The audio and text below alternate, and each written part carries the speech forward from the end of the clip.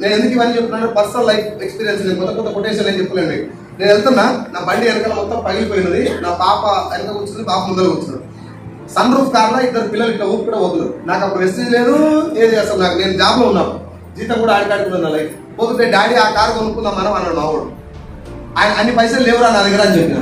ఆయన దగ్గర ఎట్లున్నాయి అని అన్నాడు. ఆయన వేరే బిజినెస్ చేస్తుండు అని నేను అన్నా. నువ్వెందుకు చేస్తలేవు అదే అన్నాడు. పిల్లలు డేంజర్, చాలా డేంజర్ క్వశ్చన్ అడుగుతారు. దరిద్రం ఏంటంటే వాళ్ళ క్వశ్చన్కి మనం ఆన్సర్ చెప్పలేక వాడు అడిగిన క్వశ్చన్కి ఆన్సర్ చేసే దమ్ము నీ దగ్గర లేదు. కరెక్ట్ క్వశ్చన్ అడిగినాడు, ఆ బిజినెస్ నువ్వు ఎందుకు చేస్తలేవు? వాడు మనిషి పుట్టికే కొట్టిండు, నువ్వు మనిషివే కదా. వాడు కారు కొన్నాడంటే ఏదో బిజినెస్ చేసినాను, నువ్వేం చేస్తున్నావు అని అడిగినాడు. అదేమో పెద్ద బిజినెస్ తాగా అని భయం అయితే లోపల కానీ చెప్పడానికి రాదు.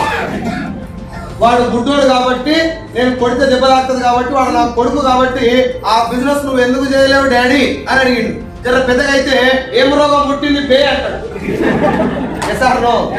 అబ్బో అయ్యి నన్ను నిలబెట్టిన ఎస్టీలో అయ్యి గుర్తు చేసుకుని పైన నేను ముందు నన్ను నో అనలేదు సార్. నో అనుకుంటూ వస్తున్నా, నాకు నో రాకుండా వస్తున్నా.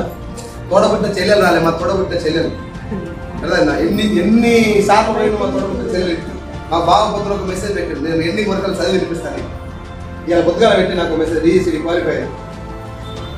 ఒక 500 మంది చెల్లెలు ఇచ్చింది దేవుడు నాకు, మా సొంత చెల్లెలు రాకపోతే.